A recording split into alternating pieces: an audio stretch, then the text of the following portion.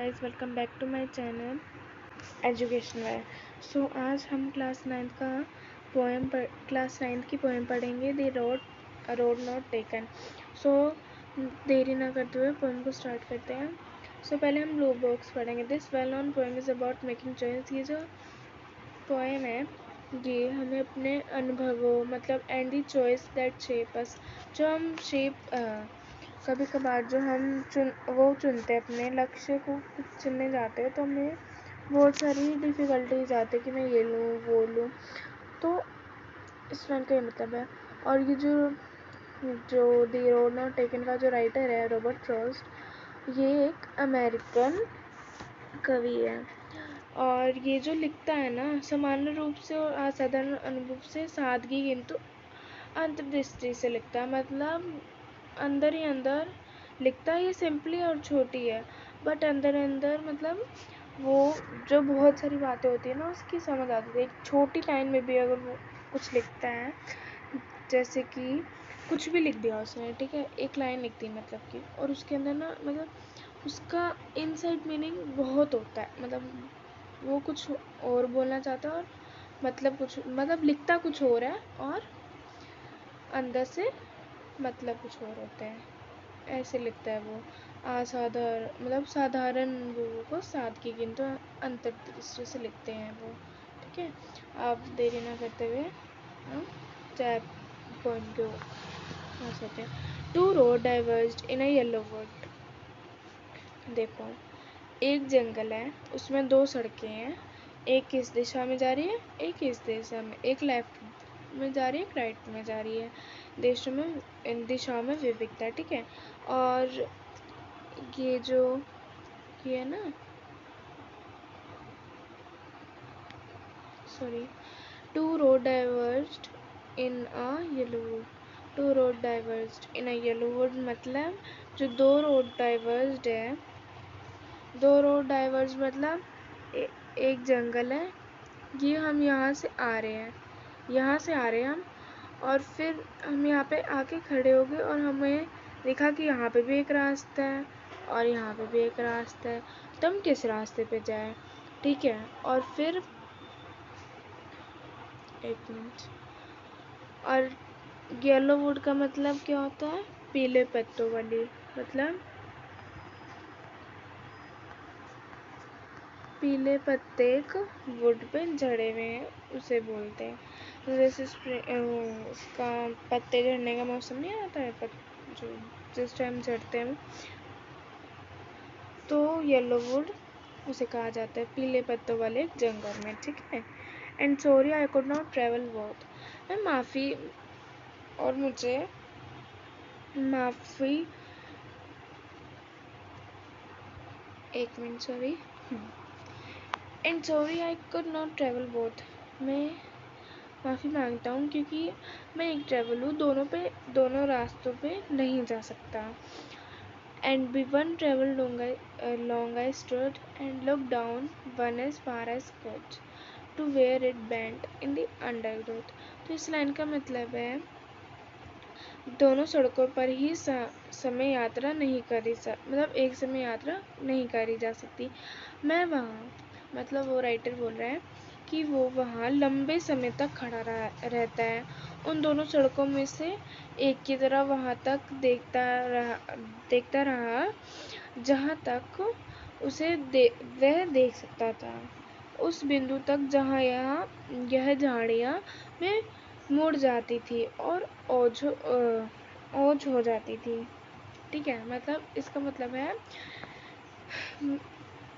मैं दोबारा से टू रोड डाइवर्स्ड बताती हूँ। Two road diverged in a yellow wood and sorry I could not travel both and be one travel long I stood and look down one as far as I could do to where it went in the undergrowth.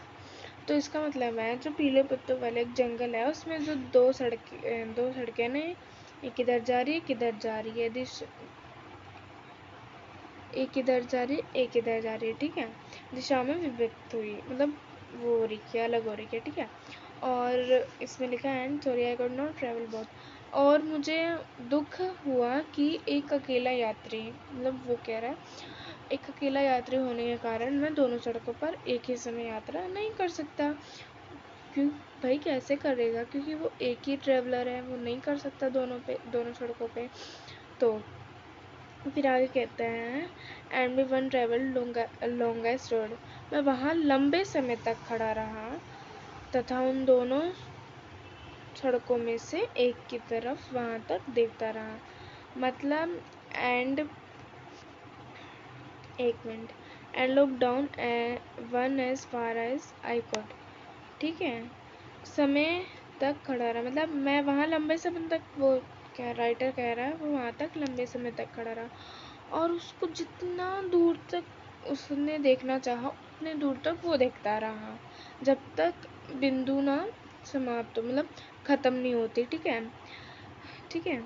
उसके बाद उन दोनों सड़कों में से एक की तरफ, मतलब वही एक की तरफ, उन दोनों सड़कों में से एक की तरफ, जैसे कि मैं लेफ्ट में देख रही हूँ और जो राइटर है राइट में देख रहा है, मतलब मैं नहीं हूँ, राइट में देख रहा है वो। ठीक है, राइट में जितनी ही दूर तक हो सके उतनी दूर तक वो देख रहा है। ठीक है, जब तक एक लास्ट पॉइंट नहीं आता तब तक वो देखता रहता है, और जब तक मतलब लास्ट पॉइंट मतलब जब तक वो रास्ता आगे जाके मुड़ नहीं जाता तब तक वो देखता रहता है उस बिंदु तक जहाँ ये झाड़ियाँ में मुड़ जाती है और ओझ हो जाती है, वही जो मैंने कहा भी। ठीक है, अब सॉरी, अब next, then took the other just as fair and having first the better claim because it was grassy and wanted wear, though as for that the passing there had warned them really about the same। इसका मतलब है फिर मैंने दूसरी सड़कों को अपनाया, मतलब दूसरी जो सड़क है ना उसको अपनाया जो कि पहली सड़क की तरह ही सुंदर थी। मतलब जो जैसे कि वो राइट देख रहा था तो राइट देख लिया उसने, तो फिर मतलब नेक्स्ट पैराग्राफ में वो कह रहा है कि फिर मैंने दूसरी सड़क को अपनाया, मतलब राइट की जगह लेफ्ट में गया, और क्योंकि उसको लग रहा था कि जो कि पहली जो सड़क है ना उसकी उसी की तरह सुंदर थी, और शायद इस सड़क का दावा ज़्यादा मजबूत बनता था इसलिए भी हो गया। अब है क्योंकि यह सड़क घास वाली थी, मतलब जो जिसमें गया था ना वो तो ना वो घास वाली थी, बिकॉज इट वॉज ग्रासी, मतलब वो घास वाली सड़क थी। एंड वांटेड वेयर का मतलब होता है घिसी हुई नहीं थी, मतलब जैसे कि घास होती है मतलब रास्ता है और इधर ना घास है। ठीक है, तो इसमें ना कोई भी धब्बे या जूते के निशान कोई गया ना हो ना तो उसका निशान नहीं होता, उसे हम क्या कहते हैं, वांटेड वेयर कहते हैं। क्या कहते हैं? Wanted where. ठीक है, उसका प्रयोग कम किया जाता है, मतलब उस रास्ते पे कोई गया ही नहीं होता इसलिए उसमें चलने के निशान होते ही नहीं है। ठीक है, अब है तो as one that the passing there had worn them really about the same. ठीक है, उस स्थान तक जहाँ कवि उस समय खड़ा था तो दोनों सड़कों का इस्तेमाल लगभग बराबर ही हुआ था, मतलब जहाँ तक जिसने राइट वाला देखा था तो भी सेम था, और जो लेफ्ट में गया था तो उसको वो सड़क भी सेम लग रही थी, वो रास्ता भी सेम लग रहा था। तो नेक्स्ट में आते हैं हम, नेक्स्ट में क्या बोला, and both that morning equally lay in leaves no step had trodden black oh I kept the first for another day, yet knowing how way lead on to way, I doubted if I should ever come back. So, and board that morning equally lay in leaf, no step had trodden black. Oh, I kept the first for another day, yet knowing how way lead on to way, I doubted if I should ever come back. मैंने sorry दोबारा बोल दिया, sorry. सो इस paragraph का मतलब है और दोनों सड़कें उस सुबह पीले पत्तों से ढकी हुई थी, मतलब वो नेक्स्ट मॉर्निंग उसने सोचा मैं अभी देख लेता हूँ और दूसरी सुबह मैं ट्रैवल करूँगा।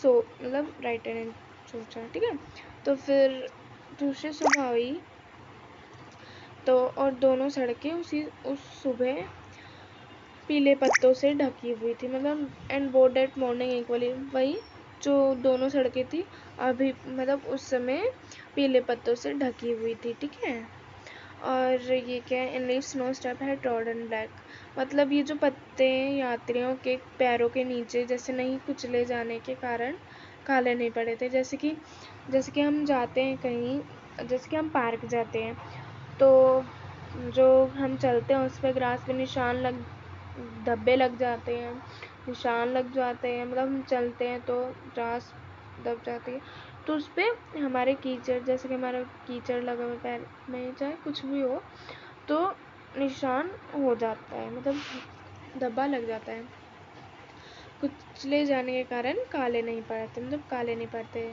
ठीक है, और जब हम चलते हैं तो लोग चलते हैं तो काले पड़ जाते हैं, पर उस टाइम नहीं काले पड़े थे क्योंकि कोई गया ही नहीं था सुबह। तो फिर वो लेखक कहता है, ओह मैंने पहली सड़क को फिर किसी दिन यात्रा करने के लिए छोड़ दिया, मतलब वो जो कह रहा है, oh I kept the first for another day, जो यात्री है उसने राइट का देखा था तो वो लेफ्ट में जा रहा था, तो उसने कह दिया कि मतलब आगे बढ़ते हुए, ओह मैंने पहली सड़क को फिर किसी दिन, मतलब कभी आएगा तो किसी दिन के लिए छोड़ दिया उसने दूसरा रास्ता, दूसरी सड़क। Yet knowing how way lead on two way, मतलब लेकिन यहाँ मतलब वो जानते हुए भी कि किसी एक रास्ते में दूसरा रास्ता निकल जाता है, वो कह रहा है मुझे संदेह हुआ, मतलब वो कह रहा है कि मुझे संदेह हुआ कि क्या कभी मैं इस रास्ते से या कभी इस सड़क पर यात्रा करने के लिए वापस आ भी पाऊँगा, मतलब वो सोचता है फ्यूचर में, सोचता है कि उसको डाउट होता है लेकिन कि वो ये जो सड़क पे अभी वो जो यात्रा कर रहा है तो कभी इस सड़क पे वापस आ पाएगा, यात्रा कर पाएगा, सोचता है। ठीक है, अब हम चलते हैं नेक्स्ट में। I shall be telling this with a sigh somewhere ages and ages hence two road diverged in a yellow wood and I took the one less traveled by and it has made all the difference. I shall be telling this with a sigh, मतलब वो जो लेखक है वो कहता है मैं इस बात को अनेक युगों के बाद गहरी आह भरते हुए सुनाया करूँगा। ठीक है, वो कहता है मतलब वो आह भरते हुए कहेगा कि इस बात को, मतलब अनेकों युगों के बाद, मतलब बहुत सालों के बाद, ये जो एजेस है ना, एजेस एंड एजेस मतलब इसका होता है मैं इस जैसे कि इस लाइन में था, मैं इस बात को अनेकों युगों के बाद गहरी आह भरते हुए सुनाया करूँगा। तो एजेस एंड एजेस मतलब साल बीते जाना युगों युगों होता है। ठीक है, okay. Somewhere ages and ages hence two road diverged in Yellowwood and I took the less one travelled by and that was made all the difference.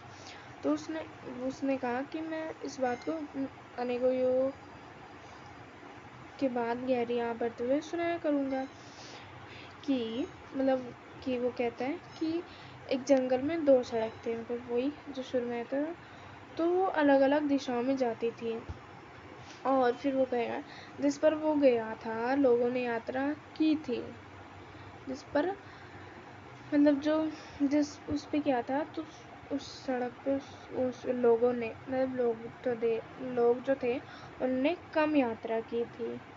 ठीक है, मैंने उस सड़क को मतलब जिस पे उस जो लोग नहीं गए थे उसी रोड को, मतलब उसी सड़क को चुना उसने।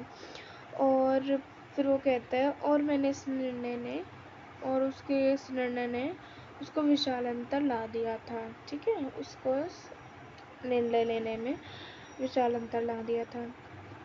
तो यही है स्टोरी का मतलब मीनिंग।